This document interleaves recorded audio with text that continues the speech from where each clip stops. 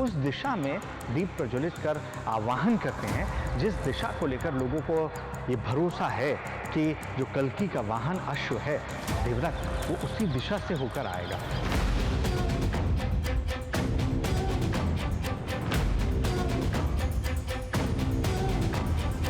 विशेष अनुमति के बाद पंडित जी के साथ वो दृश्य हम आपको दिखाने जा रहे हैं जो इससे पहले आपने नहीं देखा होगा।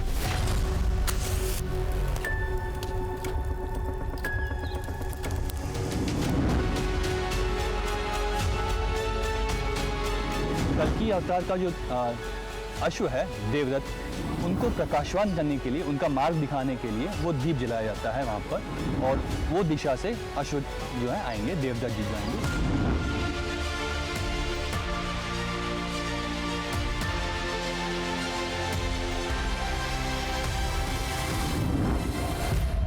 एक गुफा से देवदत्त का घोड़ा निकलेगा।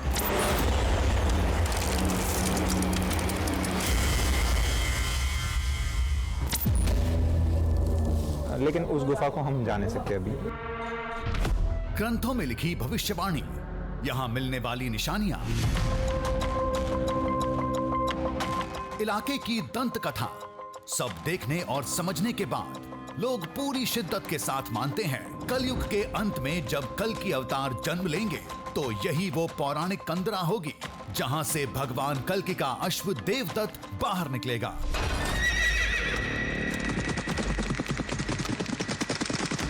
मैं समझ नहीं पा रहा हूँ अंदर जाना चाहिए या नहीं, या हमें एक बार बाहर जाकर पता करना चाहिए और फिर अंदर आना चाहिए।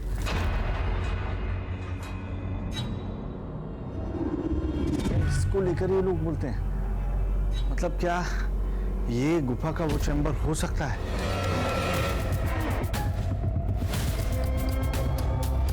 बाहर से ये बिल्कुल छोटी थी, लेकिन मैं अंदर घुस रहा हूँ तो ये इतनी बड़ी हो जा रही है कि यहाँ से घोड़े क्या हाथी भी आसानी से निकल सकते हैं। शिवलिंग के ठीक सामने वाला जो हिस्सा है, ऐसा लग रहा है एक बहुत बड़ा हॉल है। अगर घोड़े रखें तो यहाँ पर कई घोड़े एक साथ कदम ताल कर सकते हैं।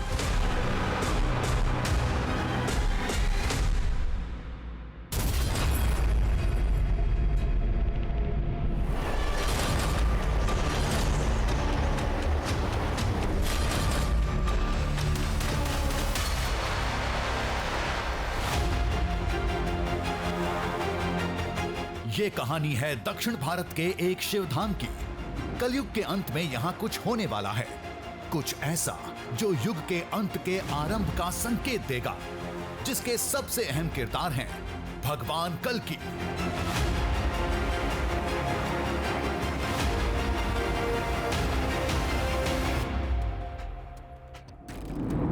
कल्कि पुराण, स्कंद पुराण, अग्नि पुराण समेत कई ग्रंथों में कल्कि अवतार की कहानी लिखी है, जो सफेद घोड़े पर सवार, हाथों में तलवार लिए दुष्टों का संहार करेंगे।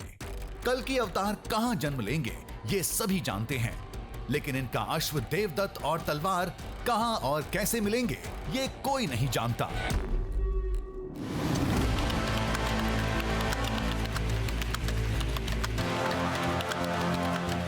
अगर कल्कि अवतार का जन्म तय है तो उनके अश्व और तलवार भी कहीं होंगे, लेकिन कहां, ये जानने के लिए हमने कल्कि पुराण की मदद ली, जिसके मुताबिक श्री कल्कि को अश्व और दिव्य खड्ग भगवान शिव से प्राप्त होगा।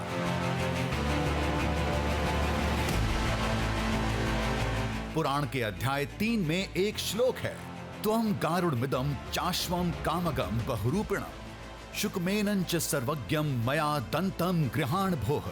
भगवान कल्कि को अश्व और तलवार देते हुए महादेव कहते हैं, मेरे द्वारा दिए गए गरुड़ की आकृति वाले अस्त्र, इच्छानुसार बहुत से रूप धारण करने वाले अश्व को ग्रहण करो। लेकिन वो स्थान कौन सा होगा, ये जानने के लिए जब हमने कल्कि पुराण में लिखी निशानियों और देश के मौजूदा भूगोल को आपस में जोड़ा, तो वो जगह मिली आंध्र प्रदेश के नांदयाल जिले में, जिसका नाम है यागंटी उमा महेश्वर मंदिर।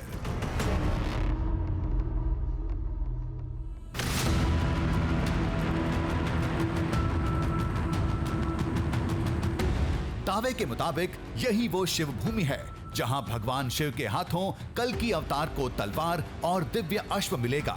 लेकिन कैसे मिलेगा? क्या वो आज भी कहीं मौजूद हैं, कहीं रखे हैं? अगर हां, तो कहां मिलेंगे? अगर नहीं, तो उस धाम का जिक्र पुराणों में क्यों है? सवाल कई थे और जवाब सिर्फ एक, यागंटी उमा महेश्वर मंदिर,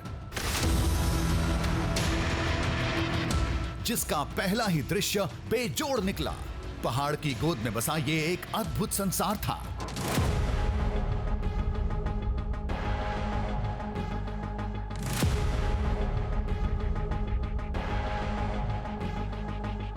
चारों तरफ ऊंची पहाड़ियां और बीच में महादेव की भूमि, जहां कई निशानियां थीं।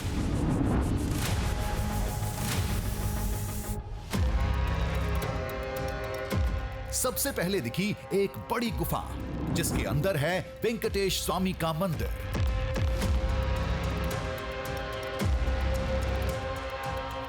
एक कुंड जिसका जल कभी समाप्त नहीं होता।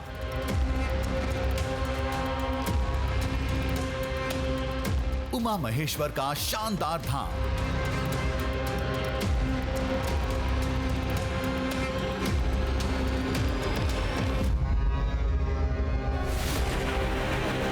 धाम के अंदर नंदी महाराज की एक विशाल प्रतिमा, वक्त के साथ जिसका आकार बढ़ता जा रहा है।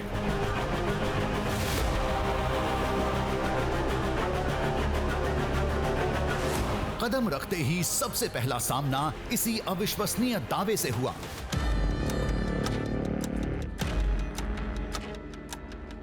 यागंटी उमा महेश्वर मंदिर के भीतर ये वही नंदी जी की प्रतिमा है जिसे लेकर लोगों की मान्यता है कि ये हर 20 साल में 1 इंच बढ़ती जा रही है और ये हजारों साल से यहाँ स्थापित है, जिसकी वजह से इसका आकार इतना बड़ा हो चुका है कि आसपास का जो खंबा है वो इससे टकराता हुआ आपको नजर आ रहा है।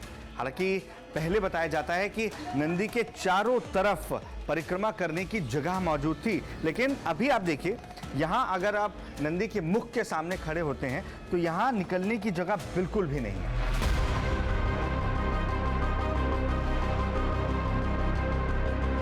इसका कोई दस्तावेज, तस्वीर या सबूत नहीं है, लेकिन कहा जाता है कि ये मूर्ति पहले इन 4 खंभों के बीच में थी। लोग इसकी परिक्रमा करते थे, लेकिन नंदी महाराज का आकार इतना बड़ा हो चुका है कि परिक्रमा के लिए जगह नहीं बची।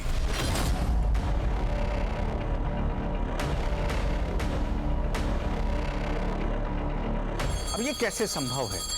ये सवाल सबके जहन में यहाँ पहुँचने के बाद अपने आप कौंधने लगेगा। हालांकि अगर ये बढ़ने वाला पत्थर है, जैसे कुछ पत्थर वक्त के साथ अपने आप बढ़ते हैं, तो सिर्फ यही क्यों मंदिर के दूसरे हिस्से में ये हलचल क्यों नहीं देखने को मिलती है कि वहाँ मौजूद आकृतियाँ, वहाँ मौजूद मूर्तियों का आकार अपने आप बड़ा हो जाए?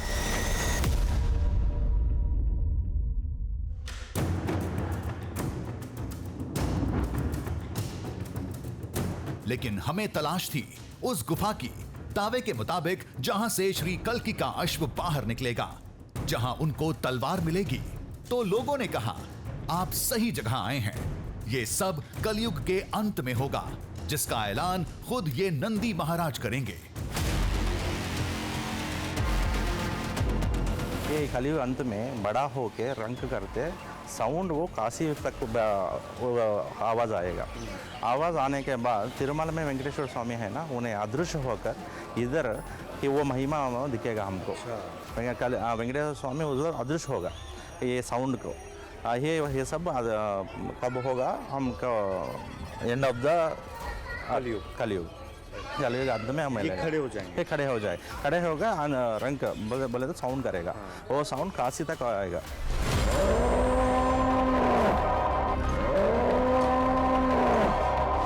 वीरब्रह्म पोतुलू वीरब्रह्म सामने क्या क्या है बोलते हो, एक टाइम आएगा वो उसको क्या बोले तो पैर से तेलुगु में बोलते हैं, वो पैर से रिंग के वो उठ के वो नंदी उठ के पैर से ऐसा करके सीटी मारेगा करके मारा। तो जब वो कलयुग का अंत होएगा बोल के एक जो पोतुलू वीरब्रह्म स्वामी वो आस्ट्रोडामन है, उन्होंने बोला, वो चरित्र में वो ऐसा है।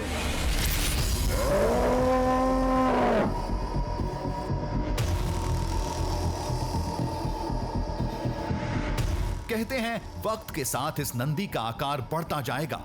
जिस दिन कलयुग का अंतिम दिन होगा, ये जिंदा हो जाएंगे और खड़े होकर तेज हुंकार भरेंगे, जिसकी आवाज काशी तक जाएगी।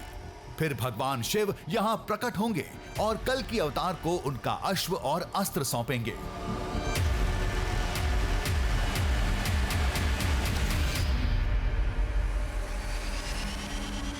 वो जब नंदी खड़े होगा ना कलयुग के अंत में, तो उस टाइम में वो उस गुफा से कल के जी का घोड़ा निकलेगा। कल की अवतार जब कल की अवतार आएगा, यहाँ से यहाँ चागंटी से उमामहेश्वर से उमामहेश्वरी देगा बोल के एक कहावत है। शस्त्र देगा और घोड़ा देगा, यहाँ से वो दुष्ट लोगों का विनाश करने के लिए यहीं से शुभ यहीं से होगा बोल के एक कहावत है, पुराना कहावत है।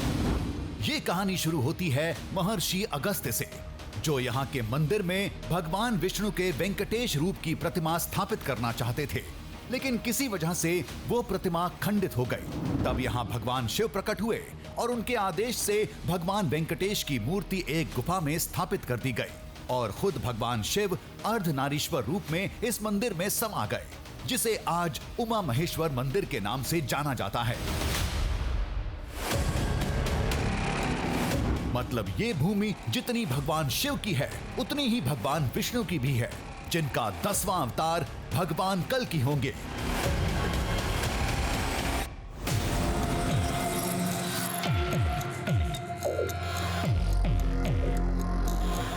भगवान वेंकटेश की प्रतिमा एक गुफा में है। भविष्यवाणी के मुताबिक कल्कि का अश्व भी गुफा से निकलेगा। लगता है ये कंदरा ही हमें रास्ता दिखाएगी।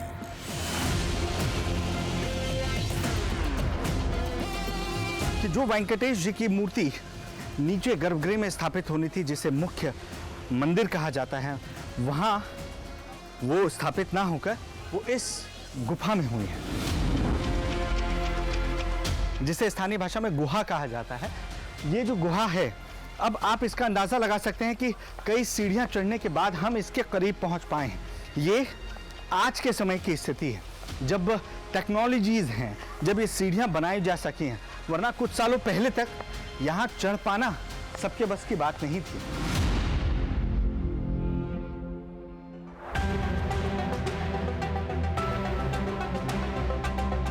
चट्टानों की हालत और पत्थरों की बनावट बता रही थी ये कंदरा युगों पुरानी है।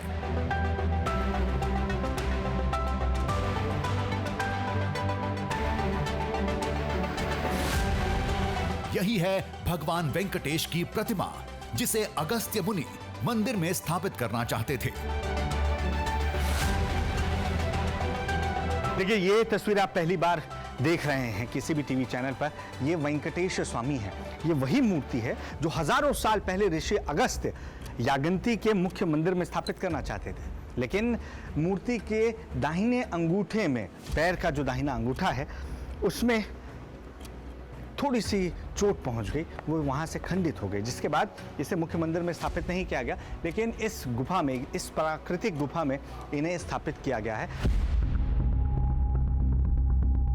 युगों पुरानी इस मूर्ति को देखना एक अलग और खास अनुभव था, लेकिन हमारे दिमाग में कंदरा कथा दौड़ रही थी।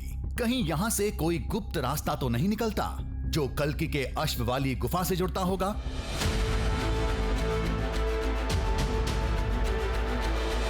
लेकिन हमें ऐसा कुछ नहीं मिला।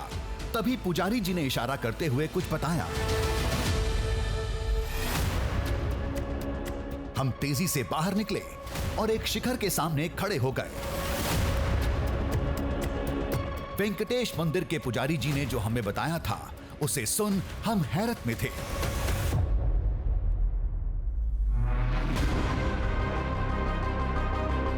हर शाम इस चोटी पर आरती होती है। जी हां, जमीन के सैकड़ों फुट ऊपर इस चोटी की बात हो रही है और माना जाता है कि जिस तरफ दिया जलता है, कल्कि का अश्व देवदत्त उसी दिशा से बाहर आएगा। कल्कि अवतार का जो अश्व है देवदत्त, उनको प्रकाशवान करने के लिए, उनका मार्ग दिखाने के लिए वो दीप जलाया जाता है वहाँ पर, और वो दिशा से अश्व जो है आएंगे, देवदत्त जी जो आएंगे और कल्कि उन पे बैठ के चलेंगे। मंदिर के चारों तरफ ढेर सारे ऊंचे पहाड़ हैं। माना जाता है कि देवदत्त घोड़े की पौराणिक कंदरा इन्हीं पहाड़ियों में कहीं छुपी है, लेकिन उसे किसी ने देखा नहीं, वहां कोई जाता नहीं, लेकिन कहानी सभी जानते हैं।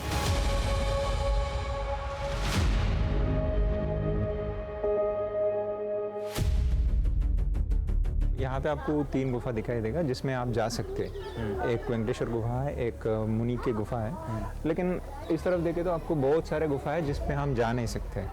मैंने सुना था कि जब कलयुग का अंत होगा, जब वो नंदी खड़े होगा, तो एक गुफा से देवदत्त का घोड़ा निकलेगा, कि मैंने सुना था ये। लेकिन उस गुफा को हम जा नहीं सकते अभी। वो गुफा है यहीं? गुफा तो है, मैंने सुना था। अच्छा। जब कोई नहीं जानता तो मंदिर से जुड़े लोगों को ये बात कैसे पता चली, जबकि आरती की परंपरा, जिसे आकाश दीपम कहते हैं, ये तो सदियों पुरानी है। तो इसका जवाब है कल की पुराण, जिसे पढ़कर हम यहाँ पहुंचे थे। फिर वीर ब्रह्मेंद्र स्वामी की भविष्यवाणी से जुड़े दस्तावेज मिले, जिससे कंदरा की दिशा पता चली। बस तभी से आकाश दीपम की परंपरा निभाई जा रही है।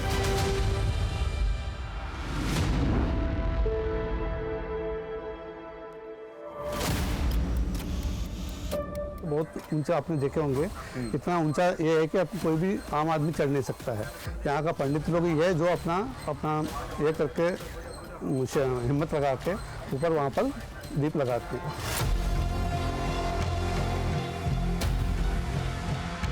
संयोग से कुछ ही देर में आकाश दीपम होने वाला था। पुजारी जी पूरी तैयारी के साथ खड़े थे। इस बार हम भी इसके गवाह बनेंगे। तो बहरहाल हमने इनसे ये रिक्वेस्ट की है कि हम इनके साथ आकाश दीपम देख सकें और आपको दिखा सकें। तो हम चलते हैं आगे की किस तरीके से ये पूरी पद्धति देखने को मिलती है।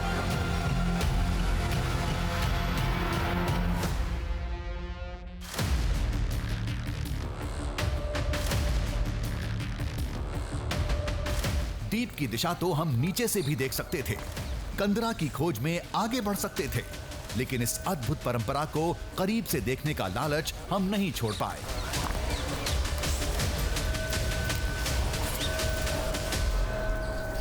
देखिए, पथरीला रास्ता है और धार्मिक मान्यताओं की वजह से इस रास्ते पर जाते वक्त चप्पल या जूता नहीं पहन सकते आप। अब इन पथरीले रास्तों पर कई कटीली झाड़ियां यहाँ पर देखने को मिल रही हैं। यही वजह है कि बहुत दिक्कत का सामना हमारी क्रू को करना पड़ रहा है।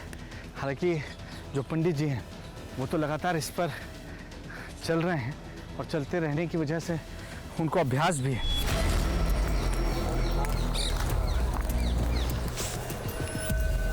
पहले आकाश दीपम को करीब से देखेंगे, उसके बाद दीप की दिशा में कंदरा की तलाश करने निकलेंगे। वही गुफा कलयुग के अंत में, जहां से श्री कल्कि का अश्व देवदत्त निकलेगा। और ये दावा नहीं, पुराणों में लिखी भविष्यवाणी है।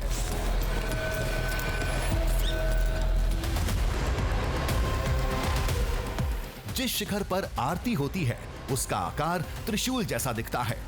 हमारे लिए ये संयोग था, लेकिन लोग इसे चमत्कार मानते हैं।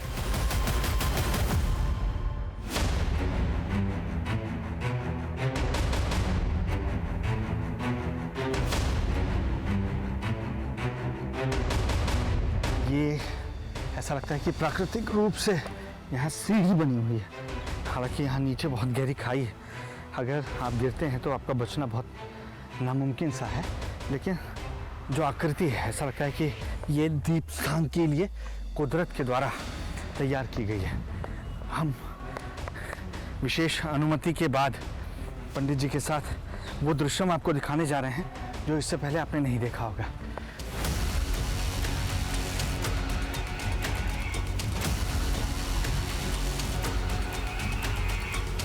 एक कुशल पर्वतारोही की तरह पुजारी जी शिखर की तरफ बढ़ते जा रहे थे। हम भी पीछे पीछे लगे रहे।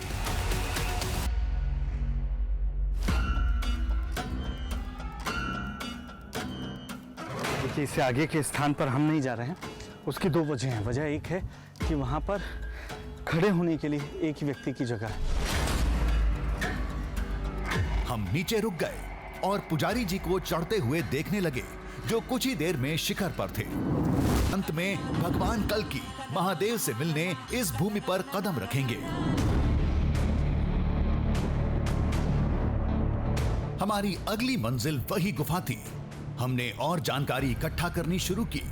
मंदिर से जुड़े कुछ और लोग मिले जिन्होंने उस कंदरा को देखा था, लेकिन आस्था और भय की वजह से अंदर नहीं गए।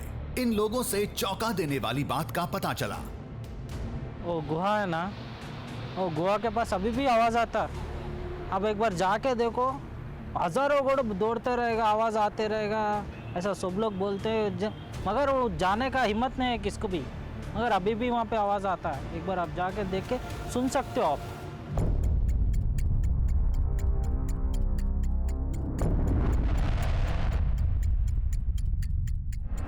अब खुद को रोकना मुश्किल था। फिर निकल पड़े उत्तर पूर्व की दिशा में उस पौराणिक कंदरा की तलाश में, जिसका रास्ता दिए ने दिखाया था, जिसका पता मंदिर के लोगों से मिला था। अभी तो दिमाग में केवल कल्कि अवतार का अश्व देवदत्त घूम रहा था।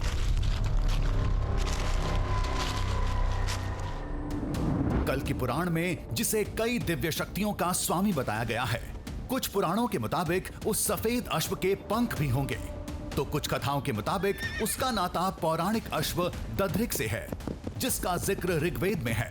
दधृक को दुनिया का पहला घोड़ा माना जाता है।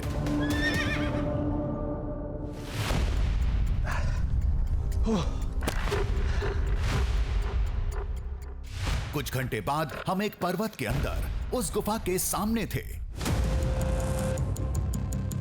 लोगों के दावे के मुताबिक कलयुग के अंत में जहां से सैकड़ों घोड़े एक साथ निकलेंगे, जिनमें से एक होगा कल्कि अवतार का अश्व देवदत्त।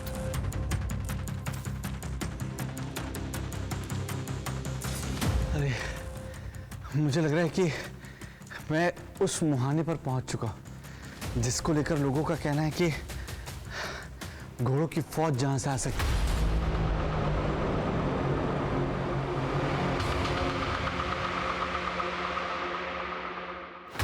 हमने मुहाने को गौर से देखा, एक एक चट्टान को छूकर महसूस किया।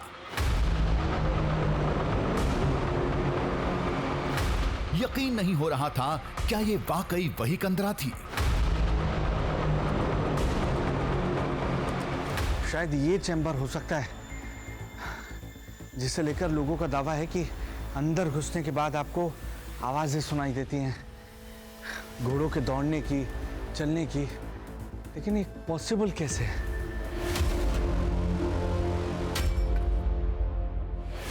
मंदिर के गिने चुने लोग यहां तक आए थे, लेकिन इसके आगे नहीं गए। एक वजह आस्था थी, तो दूसरा अनजान भय। अंदर जाने की मनाही नहीं थी, लेकिन आज तक कोई नहीं गया। मैं समझ नहीं पा रहा हूं अंदर जाना चाहिए या नहीं, या हमें एक बार बाहर जाकर पता करना चाहिए और फिर अंदर आना चाहिए।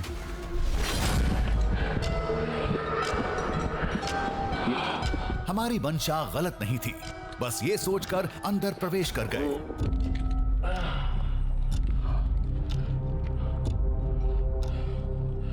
पहली बार कोई इंसान इस पौराणिक कंदरा में चहलकदमी कर रहा था।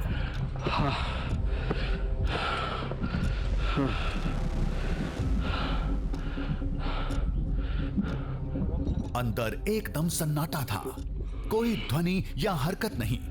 सुई गिरने की आवाज भी कान के पर्दे फाड़ सकती थी।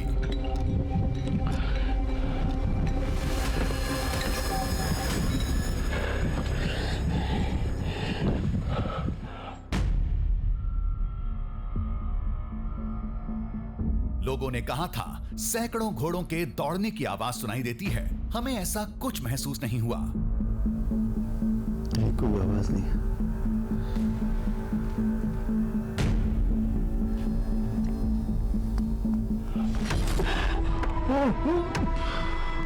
लेकिन एक बात गौर करने लायक थी।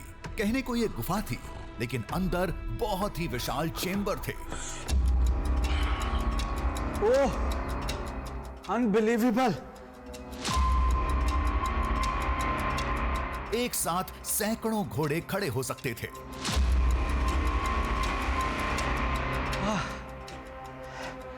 ये उम्मीद से भी काफी बड़ी गुफा निकल रही है। और ये जो चैम्बर है ये कितना ऊंचा है, कितना विशालकाय है। इसे आप ऐसे देख सकते हैं कि मेरे टॉर्च की लाइट भी शायद ही ऊपर तक पहुंचे। देखिए, आसपास के लोग आस्था या किसी और वजह से गुफा के अंदर आने से बच रहे थे, लेकिन हमने कोशिश की कि जिस गुफा को लेकर लोग दावा करते हैं कि ये वही गुफा है जहाँ से नंदी, यागंती मंदिर के नंदी के खड़े होने के बाद जिस गुफा से कई घोड़े निकलेंगे, कई अश्व निकलेंगे, जिनमें से एक कल्कि का अश्व देवदत्त होगा, वो यही गुफा है, ये लोगों का मानना है।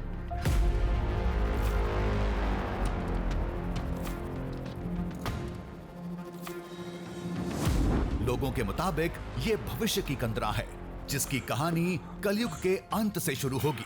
फिलहाल तो यहाँ सदियों पुरानी चट्टानों के सिवाय कुछ नहीं था।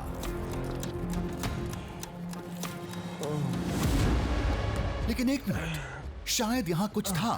दौड़ कर आना जाए, यहाँ शिवलिंग है, यहाँ शिवलिंग है, शिवलिंग। इधर और दौड़ के, इधर संभल के आना, दौड़ के आओ, इधर लाइट लेकर आना प्रॉपर। मंदिर के एक कोने में हमें प्राकृतिक शिवलिंग दिखा।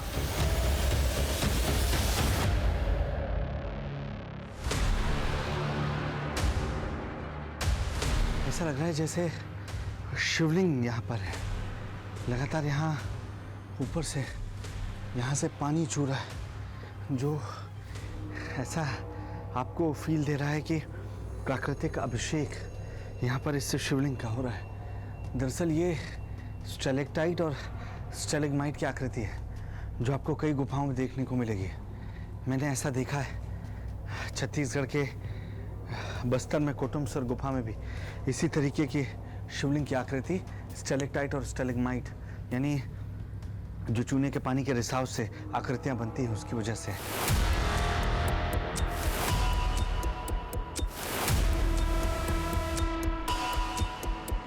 पूरी कंदरा में हॉल नुमा कई चेंबर थे जो घोड़ों की कहानी से मेल खाते थे।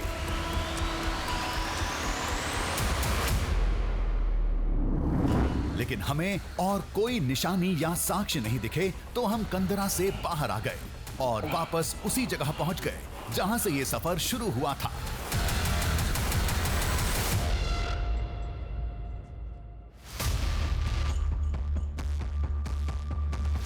माना गुफा बहुत पुरानी थी, उसकी बनावट भी दावे और कहानी के मुताबिक थी। एक प्राकृतिक शिवलिंग भी था, लेकिन ऐसे तो देश में कई कंदराएं होंगी। ये कल्कि अवतार के अश्व वाली ही गुफा है, ये कैसे तय होगा?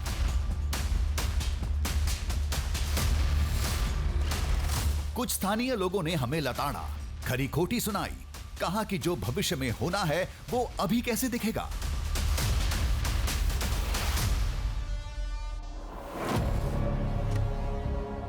लेकिन हमें तो कुछ ऐसा देखना था जो ये बता सके कि ये धरती श्री कल्कि की है। सभी लोग बार बार एक कुंड का जिक्र कर रहे थे। भाषाई दिक्कत की वजह से पूरी बात समझ में नहीं आई, तो हम सीधे वहीं पहुंच गए।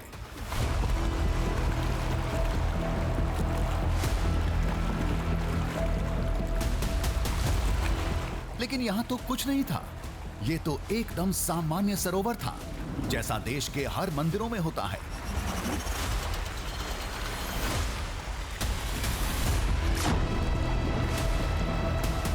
यहां भविष्य की घटना का कौन सा साक्ष्य या संकेत छुपा था?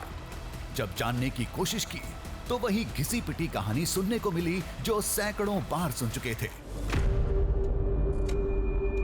बहुत पुराना कुंड है।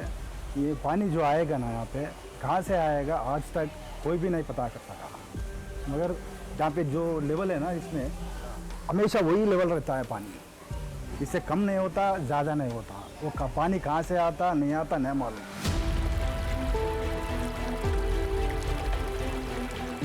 लेकिन कुछ तो होगा, तभी लोग बार बार इसका नाम ले रहे थे। लेकिन यहाँ किसी को कुछ पता नहीं था। हम कुंड के करीब गए, एकदम पानी के पास।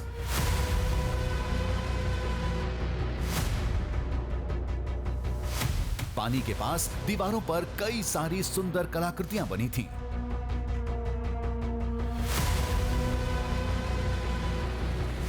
और इसके चारों तरफ तमाम आकृतियां उकेरी गई हैं जो बताती हैं कि किस तरीके से ऋषि अगस्त्य यहाँ पर आए थे, क्या समस्याएं हुई, किस तरीके से उन्होंने आराधना की। ब्रह्मा, विष्णु, महेश, हर एक कहानी यहाँ पर आपको इन दीवारों पर इस तरीके से उकेरी हुई नजर आती है।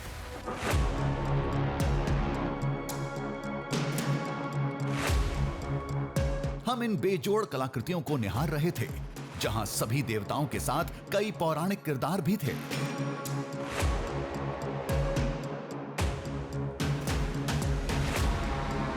तभी एक आकृति देख हम चौंक पड़े। यहाँ बहुत सारी कलाकृतियां बनी हुई हैं। एक सेकेंड, नहीं ये नहीं, ये देखना, ये थोड़ा करीब से दिखाना अजय।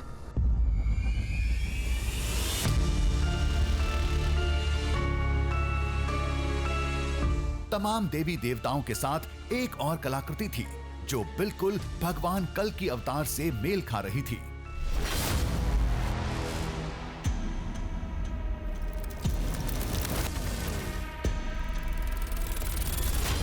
ये अश्व पर सवार, हाथों में तलवार लिए, जैसे किसी युद्ध की ओर जा रहे हैं। और ये बिल्कुल वैसा ही लग रहा है जैसा हमने आज तक कल्कि का वर्णन देखा और सुना है।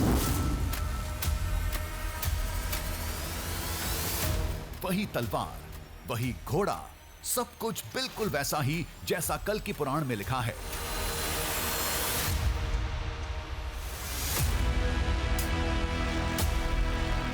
यहां कई सारी कलाकृतियां थीं, लेकिन अश्व पर सवार एक योद्धा की केवल एक ही आकृति थी। क्या ये श्री कल्कि ही थे? ये कहानी समझ पाना आम आदमी के बस की बात नहीं है, लेकिन मुझे जो लग रहा है, क्योंकि इस मंदिर में हर किसी की जुबान पर एक कहानी है कि कल्कि अवतार को जो उनका वाहन है वो इसी जगह पर मिलेगा, यानी इसी मंदिर से वो वाहन उन्हें प्राप्त होगा। तो क्या ये उसे ही दिखाने की कोशिश की गई है?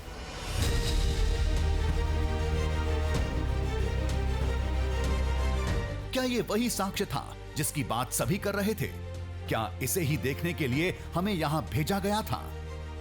देखिए, ये घोड़ा है और हाथों में यहाँ तलवार बिल्कुल लिए हुए कल्कि अवतार। उनके ठीक पीछे यहाँ शिव शंकर है कि शिव शंकर जो अपने नंदी पर सवार हैं, उनके द्वारा ही उन्हें अस्त्र, यानी कि जो हाथों में तलवार है वो मिलेगा। और उसके आगे पूरी की पूरी सेना नजर आ रही है, अलग अलग वाहनों पर सवार। कोई हाथी पर है, कोई बकरे पर बैठा हुआ है, कोई गधे की सवारी कर रहा है, और कोई एक ऐसा जानवर जो हाथी, शेर, इनका मिश्रण नजर आ रहा है। ये क्या दिखाने की कोशिश है? क्या जो कहानी लोग यहाँ बता रहे थे वो यहाँ हजारों साल पहले उकेर दी गई है?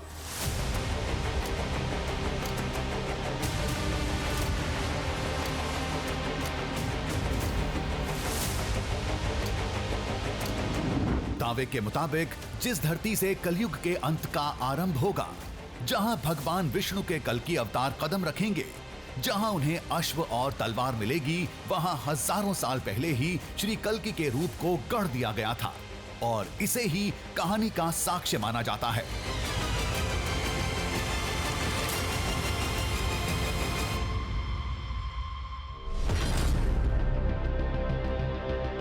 क्या एक छोटी सी कलाकृति इतने बड़े दावे का साक्ष्य बन सकती है? क्योंकि ज्यादातर लोग कल्कि अवतार की अवधारणा पर ही सवाल खड़े करते हैं, क्योंकि इनकी वेशभूषा समय से मेल नहीं खाती। लेकिन जानकारों के मुताबिक पुराणों का लेखन सीधा और सरल नहीं, बल्कि प्रतीकात्मक होता है। उसमें दो प्रतीक जो बताए गए हैं कि श्वेत अश्व और खड्ग तलवार, इसके साथ भगवान कल्कि का प्रादुर्भाव होगा। श्वेत अश्व शांति का प्रतीक है, वहीं जो खड्ग है वो शौर्य का प्रतीक है। अश्व जिसका नाम तक हमारे ग्रंथों में आया है कि देवदत्त नाम का अश्व भगवान शिव अर्पित करेंगे भगवान कल्कि को। अब इसके मायने अगर आप तलाशिए तो हम ये मानते हैं कि कलयुग में पाप बहुत बढ़ जाएगा या बढ़ रहा है, एक दूसरे के प्रति अविश्वास और इस तरह के बहुत सारे अपराध ऐसे बढ़ जाएंगे। तो इसमें ये दोनों चीजें कितनी जबरदस्त सामंजस्य को दिखाती हुई हैं कि शांति और शौर्य के सामंजस्य या संयुग्मन के रूप में भगवान कल की एक पूर्णावतार के रूप में जन्म लेंगे और इतने सारे जो विसंगतियां समाज में हो चुकी हैं या आ चुकी हैं उनका शमन करेंगे, उनको दूर करेंगे, उनका नाश करेंगे और एक नए विश्व का शुभारंभ होगा, एक नए युग का शुभारंभ होगा, ऐसा हम मानते हैं। पौराणिक मान्यता के हिसाब से कलयुग 4,32,000 साल का है, जिसका अभी 5,000 साल का पहला चरण ही बीता है। साथ ही कई ग्रंथों में दशावतार का जिक्र भी है, जो एक ना एक दिन संपूर्ण होगा ऐसा माना जाता है। ऐसी दो जगहों की संकल्पना हमारे पौराणिक संदर्भों में बहुत स्पष्ट मिल रहा है कि भगवान कल की संभल नाम के गांव में विश्वेश नाम के ब्राह्मण के यहाँ उत्पन्न होंगे और यागंती में उन्हें ये सारी चीज़ें उनको प्राप्त होंगी, जो दक्षिण भारत का क्षेत्र है वहाँ पे। इसलिए ये दोनों ही जो हमारी संकल्पनाएं हैं वो यथार्थ हो, हम यही कल्पना भी कर सकते हैं, यही हमारी आस्था भी है। हिंदू पुराणों में कल्प को बहुत महत्व दिया गया है, जो दुनिया की अवधि मापने की एक इकाई है। जब तक समय का ये पहिया अपने अंतिम चक्र तक नहीं पहुंच जाता, तब तक कल की अवतार और उनके रूप को लेकर बहस जारी रहेगी।